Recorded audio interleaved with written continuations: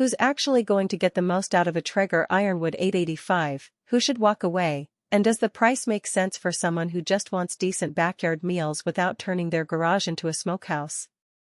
Those are the three things I keep hearing from people on forums, and they're the exact questions that made me dig deeper before hitting record. Link is in the description if you want to check the product details on Amazon. If you've ever tried to pull off a perfectly smoked brisket on a charcoal grill and ended up with a burnt crust and a raw interior, you know how frustrating the guess the temperature game can be. The Ironwood tries to solve that by marrying wood-fired flavor with a Wi-Fi-enabled controller that promises to hold temperature to within a degree. That sounds great on paper, but the real test is how it behaves when you actually fire it up for a Sunday family dinner or a weeknight veggie kebab. Let's start with the people who will love this grill. First off, the serious home cook who already knows the basics of low and slow smoking will appreciate the 6 known cooking modes: smoke, bake, roast, grill, braise, and barbecue. If you've got a habit of rotating between a low-temperature smoke for a pork shoulder and a high-heat sear for a steak, the Ironwood's ability to swing from 180F up to 500F without you having to manually adjust vents is a real time-saver. The 885 square-inch cooking surface is large enough to handle a whole turkey and a side of ribs at the same time, which is a huge convenience for holiday gatherings where you're feeding 8 to 10 people. Because the grill runs on wood pellets, you get that subtle, natural smoke flavor that you can't replicate with gas or electric units, and the smart controller lets you set the exact temperature from your phone while you're still in the kitchen prepping the sides. Another group that benefits is the tech-savvy backyard chef who likes to monitor everything from a phone app. The Wi-Fi module hooks into Traeger's app, letting you start the grill from the comfort of your couch, receive alerts if the temperature drifts, and even access pre-programmed recipes. For someone who wants to start a chicken breast at 350F while they finish a salad, that remote start can feel like a small luxury that actually reduces the standby time by a few minutes.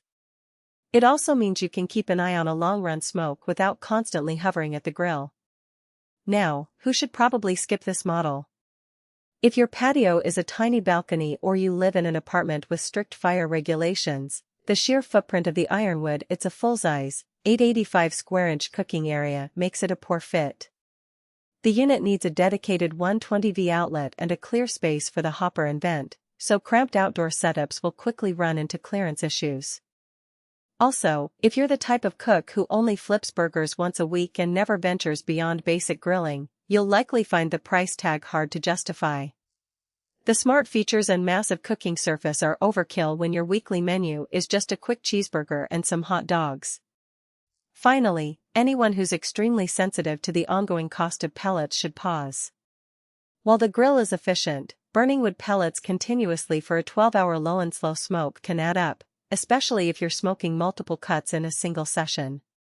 Let's talk about the practical strengths that become evident after a few uses. The temperature consistency is impressive. During my first test, I set the grill to 225F for a pork butt and, after an hour, the internal probe on the app still read 224F. That level of precision eliminates the guesswork that often leads to undercooked or overcooked meat. The wood-fired flavor, which many people cite as the main reason for buying a pellet grill, is subtle but noticeable.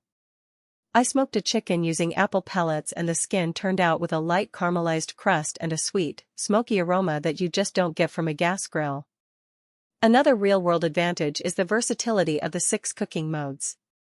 I used the braise setting to slow cook a short rib in a Dutch oven for 4 hours, then switched to grill to finish off a side of corn on the cob at high heat. The transition was seamless, the grill didn't need to be turned off or cleaned in between, which is a big convenience when you're juggling multiple dishes.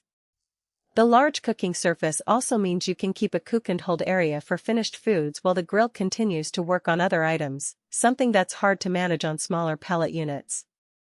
On the flip side, there are a few hidden trade-offs you should be aware of. The first is the learning curve.